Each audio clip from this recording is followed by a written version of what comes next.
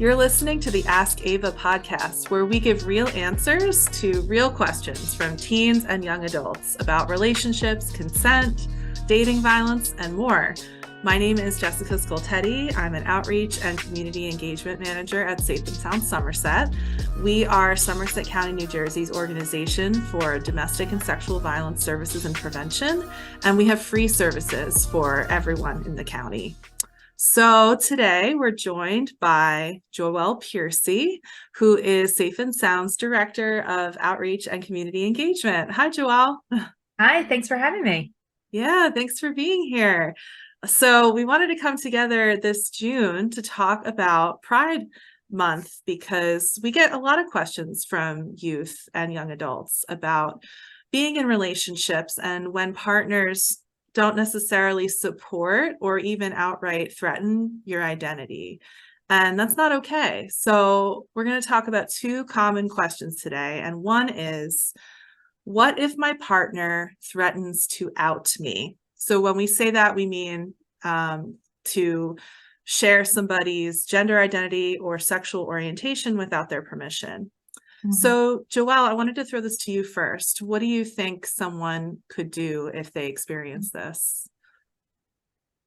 First of all, I just want to acknowledge how scary that can be. It can be dangerous if someone is outed in a way that they're not able to control, that they don't feel safe, to people who aren't safe, right? That can be a really dangerous threat. So if someone says that their partner is threatening to out them, that someone is threatening to out them or to other people, please take that threat seriously and listen to them and support that person. I also want to stress that that's a very personal choice that you have control over, right? If someone is threatening to out you, that is taking away your right to make decisions for yourself and your life, to set your own boundaries and to give or take away permission, right? That is a very, very personal decision. So know that, first of all, that's wrong. That is automatically making that relationship less equal and more dangerous for you.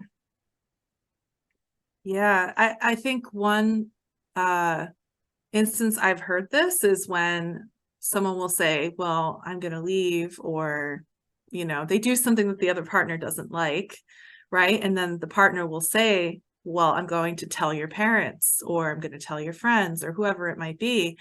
That's a form of blackmail, right? It's plain and simple. It's a form of emotional violence. And one thing that we wanted to talk about today is the fact that this isn't going to be a safe situation ever if someone's already blackmailing or threatening something like this. Do you think you could talk a bit more about that, Joelle? Absolutely.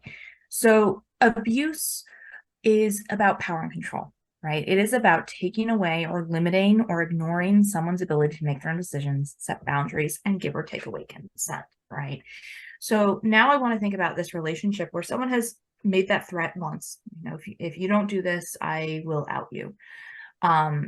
Let's say that person does that, right? That doesn't mean that that threat's never going to be there, right? This has now become a less consensual relationship. People have heard this threat. They're probably going to be thinking about this threat every time they make a decision, every time they want to talk to that person about something, every time they're asked about physical affection or anything like that. This threat's going to be in the back of their head, and that changes that power balance, right? So unfortunately, this has now changed the dynamic in that relationship, and made it less equal, less safe. And so what I want to stress is that even though doesn't feel safe, right? It makes that relationship less equal. They don't have to deal with this alone, right? There is help that's available. Whether they want to leave the relationship, whether they want to stay in the relationship safely, there are resources available. Can you talk a little bit about those, Jess? Yeah, so one of the resources is our hotline, our helpline, which is the Safe and Sound Somerset 24/7 helpline. It's confidential. It can be anonymous if you choose not to share your name. And we can speak with you. We can support you. We work with youth and adults all the time who are experiencing dating or domestic violence or sexual violence and or have in the past and are looking for someone to talk to who knows and understands what that looks like and what that means. And on that phone call, we can, or text chain, we can even safety plan with someone, because as we said before, if somebody's making these threats already, it's probably not going to be safe in the future. So someone might choose to stay in that relationship, the person who's being threatened, or they may choose to leave. And at either point, you're going to need support. You're going to need safety planning, which is, again, something we can walk you through and support you with. That's a personal plan for how you can stay safe, whether you're staying or leaving. So that's one thing we can do, as well as our other free services, including counseling, which is something a lot of people seek out, whether they're staying or leaving a relationship.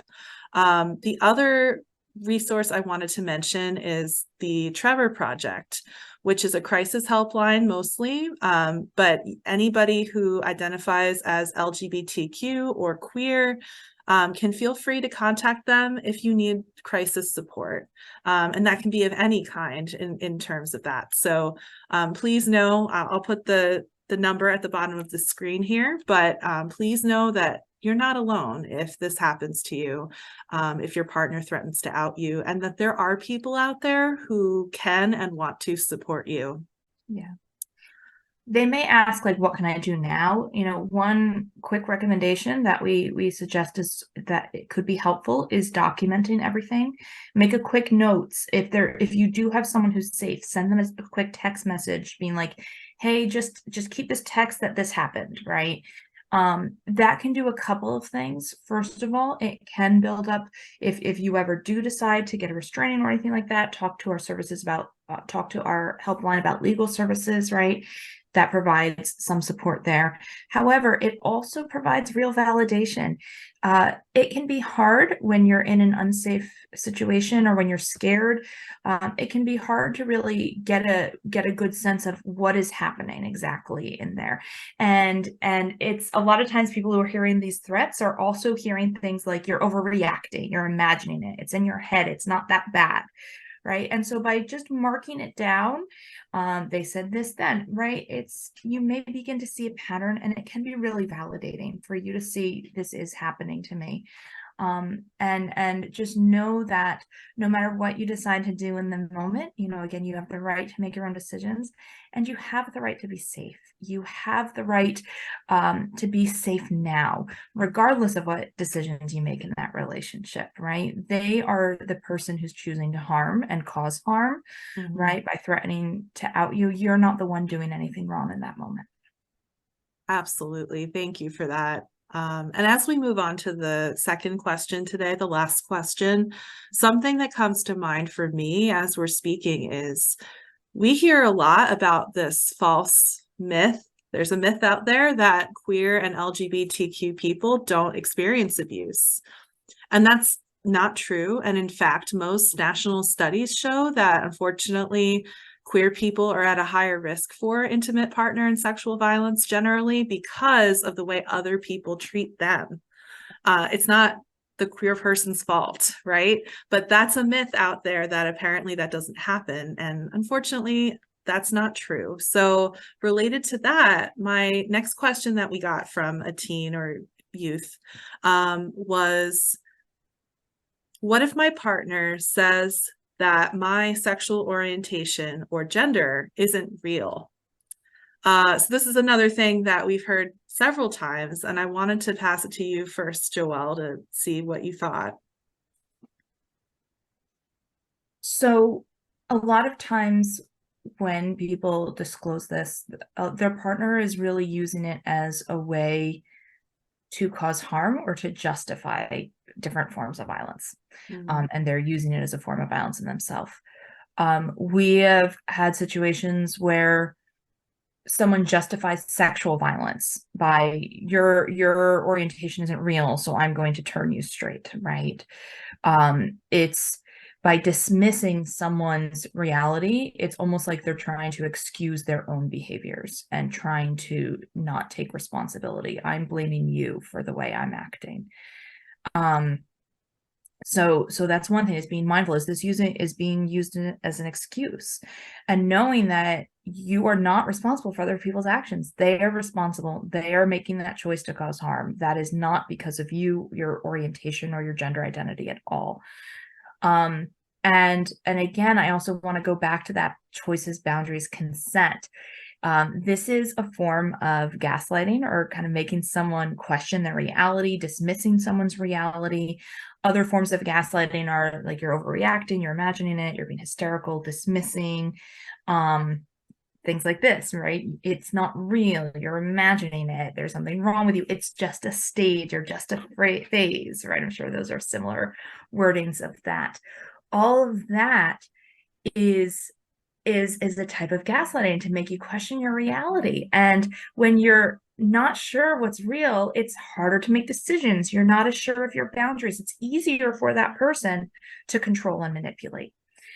So that's really what this is about. And again, going back to this viewpoint of your identity is real and valid, and people who love us and people who care about us support that, right? They also acknowledge your right to and freedom, right? Your right to be safe, and your individual freedom.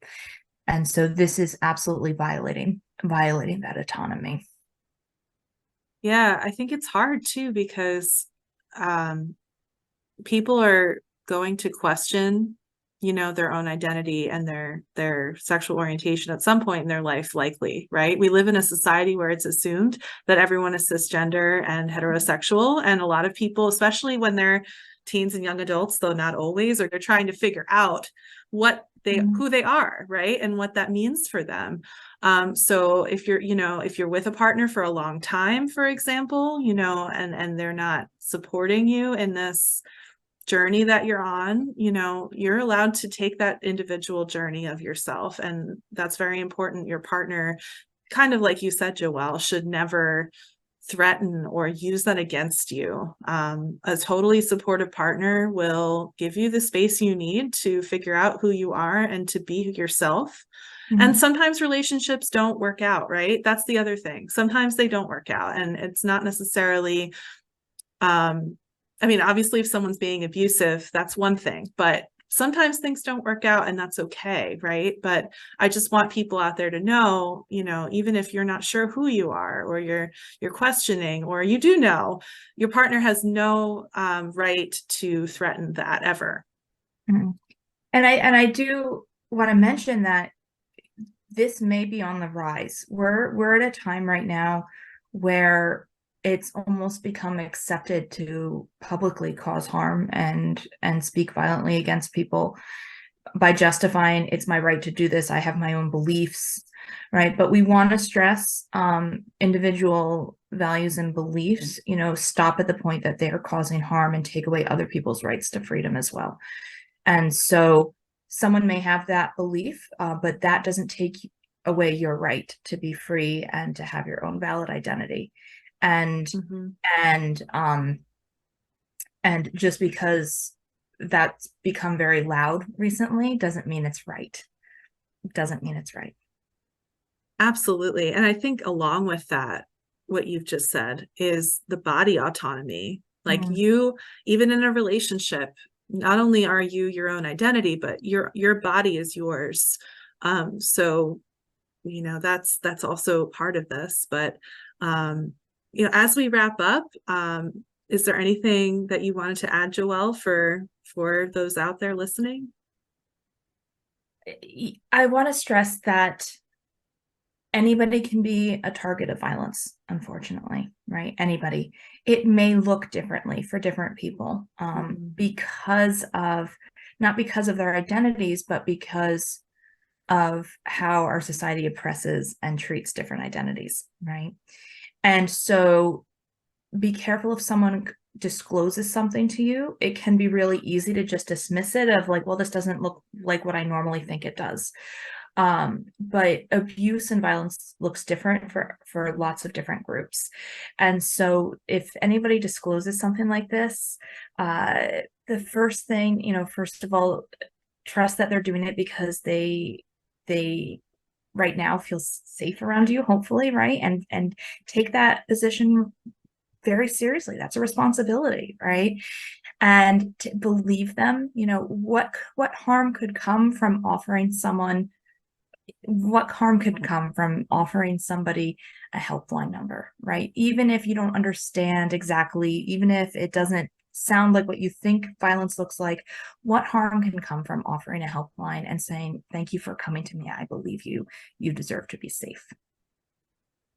I love it. We all need more kindness in the world. So with that, I'll just mention the Safe and Sound Somerset helpline one more time.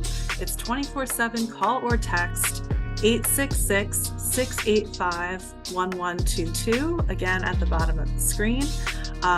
Thank you so much for being here, Joelle, to talk about Pride Month and to talk about some of these common questions. Yeah, thanks for raising these important questions here.